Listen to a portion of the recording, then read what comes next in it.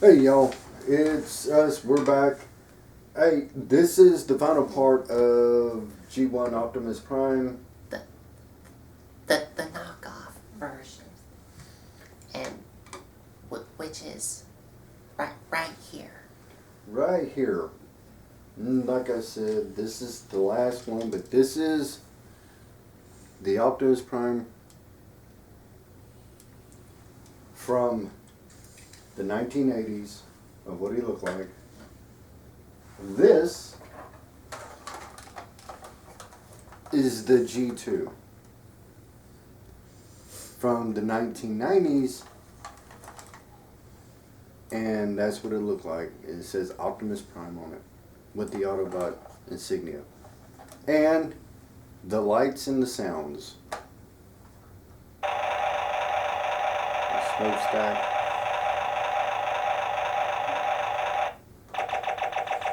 Gunfiring. And of course Optimus Prime with the big Autobot insignia on the front of it. Where the 1980s did not, it was just a silver trailer. And this is, of course, is the box, and then that right there is the back. So, with that said, with this being part 3, we are just going to have a conversation, me, my son, and Colton, what do you think of the 1980s Optimus Prime?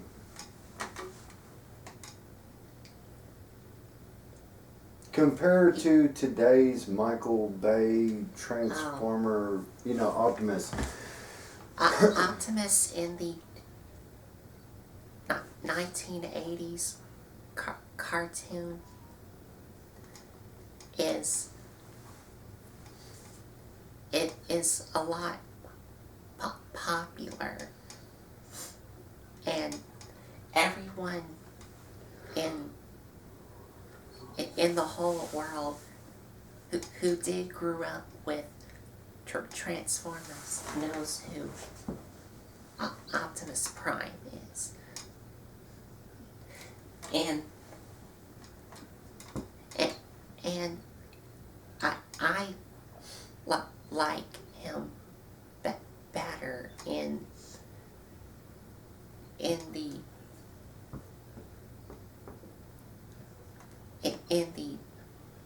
1980s cartoon, but not in the Michael Bay Transformers movies. Okay. When did you first realize Optimus Prime? What's your early remembrance of Optimus Prime? Can you tell me when's the first time you seen Optimus Prime? Was it when you watched Transformers the movie with us, the cartoon? Or was it something you saw on TV? I've been getting to know him since I watched the first Michael Bay Transformers movie. Okay. That came out in 2007. Okay. For me, it was I believe the GoBots was going on, the GoBots, and then in 1984, that's the first time I saw Transformers, and it was like, this is different. This is not the GoBots, this is more graphical, more to it than what the GoBots were. The GoBots were good, but they were more kind of a kiddie-ish. Where Transformers took it up to more of an adult, more action type of cartoon. And it had a better storyline. And when I saw Optimus Prime transform, it's like that was the first time I ever seen a 18-wheeler transform into a robot. But as the cartoon carried on, then you get to find out more about his story along with other Transformers and their stories and kind of get a feel about what they're about. So what brought me to Optimus Prime is his leadership, accountability. Sometimes he wonders if he does the right or wrong thing. Sometimes he questions his ability in leadership. But he always stands firm and strong for what he believes in, for the pursuit of the right and the guardian, because he realized that he is a stranger to a planet that he is not familiar with. And then when Teletran went around and started scanning for their modes, well, that's what Teletran 1 scanned them of, was a semi truck. So, and that was the story. As the cartoons went on more and more, you find out more about his backstory and more about what he was, who he was, and how he became to be. And then it all wrapped up into Transformers the movie, which that's a story for another time. I'm not going to go off into that right now. So, And the movie that my dad was telling y'all is the one that came out in 1986. right, 1986. By that time, we was familiar with the Transformers. We knew what they were about. And when we found out that they had a motion picture cartoon, we knew we had to check it out, and we was not disappointed. It shocked a lot of people. It shocked a lot of people, and to update their story and sell different types of Autobots and Decepticons. But anyway, like I said, that's a story for another time. Colton, what do you like about Optimus Prime? His character.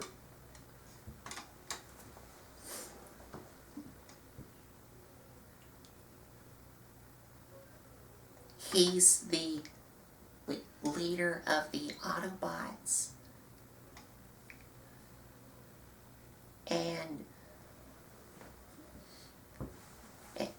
And also, oh, he was also part of the original 13 Primes.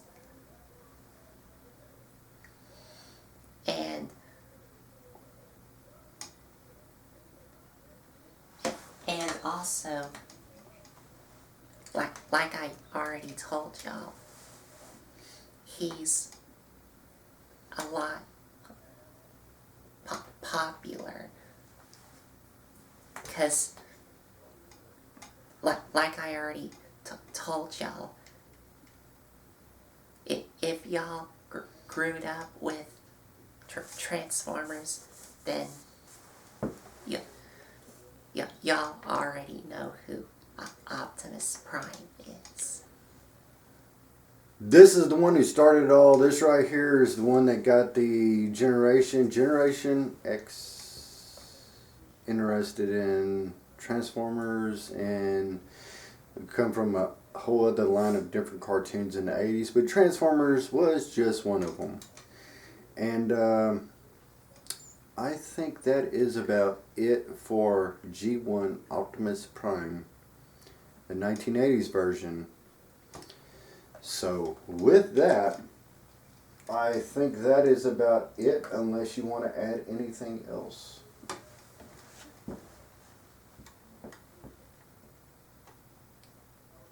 Oh, Optimus Prime also,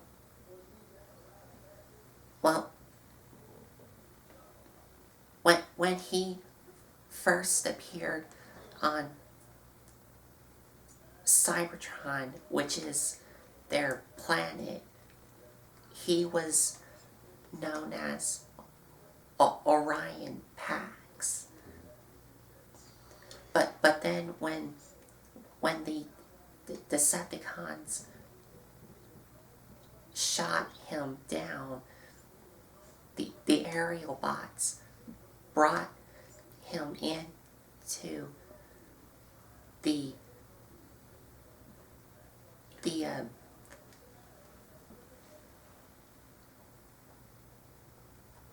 thing where Well, let me go ahead and back you up some. To follow the 1980s cartoon line, Orion Pax was a dock worker and a worker, okay, and he admired the new group of robots who could fly. and that was the aerial. No, it was Megatron and some of the other ones, and he kind of admired them, saying that they could fly, they can do this, they can do that. So his admiring them and him wanting to basically befriend them basically got him in the storyline pretty much hurt, banged up, and shot by Megatron and some of the other warriors who he admired. And then at that time, Alpha Trion was around the corner, and he told them, bring Orion Pax here right now, because he was working on a new type of a more better framework for the Autobots. And when Alpha Trion got finished working on Orion Pax, he was no longer Orion Pax. He was Optimus Prime in the 1980s cartoon. Sorry. And when he come out, Megatron was creating havoc and stuff like that around Cybertron. And when Optimus Prime come out, his name was no longer Orion Pax, like Alpha Trion said. This is Optimus Prime. Now, that's following the lineage of the 1980s version of the Transformers.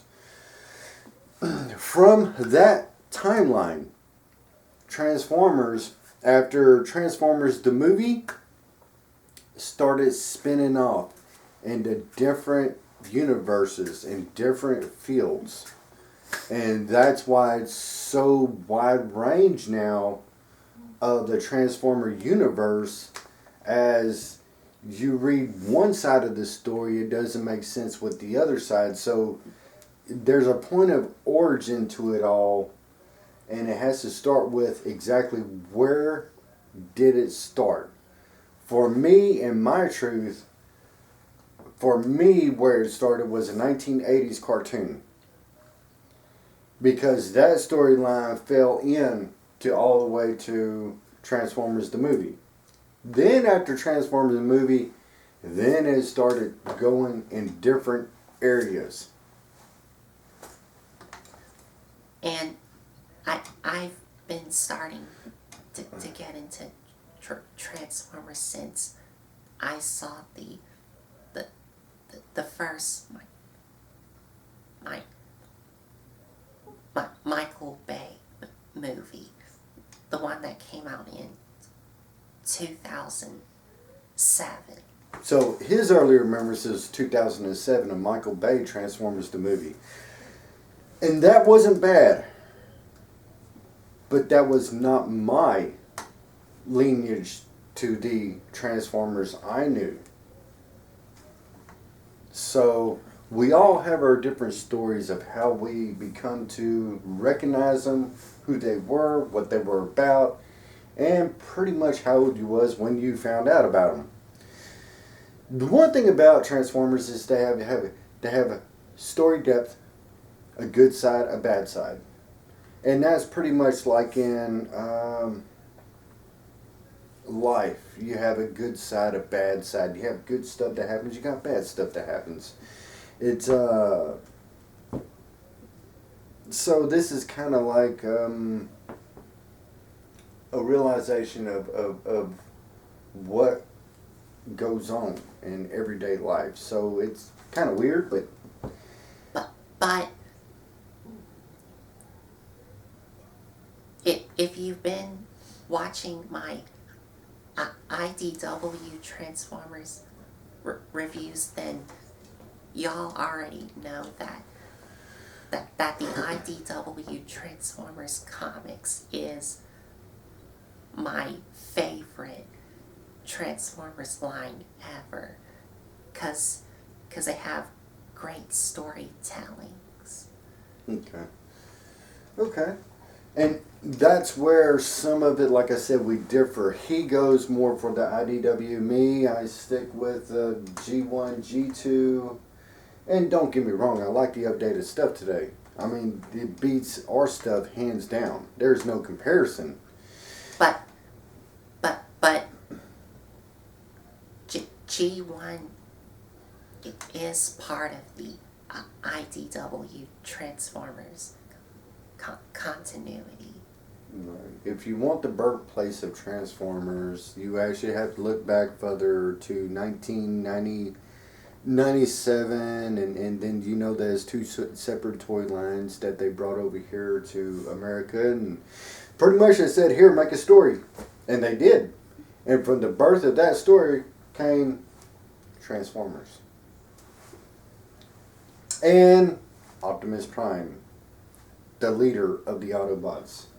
The one who everybody liked and everybody kind of looked up to, saying that's kind of the role that you should be in life, kind of. So anyway, with that said, we want to thank y'all for watching. We appreciate y'all. And I'm going to let Colton go and take us out of here, and we will talk to y'all later. Y'all have a good one. Take care. And if you like this video, give us a like, comment, and subscribe for more. Thanks for watching. Thanks for watching.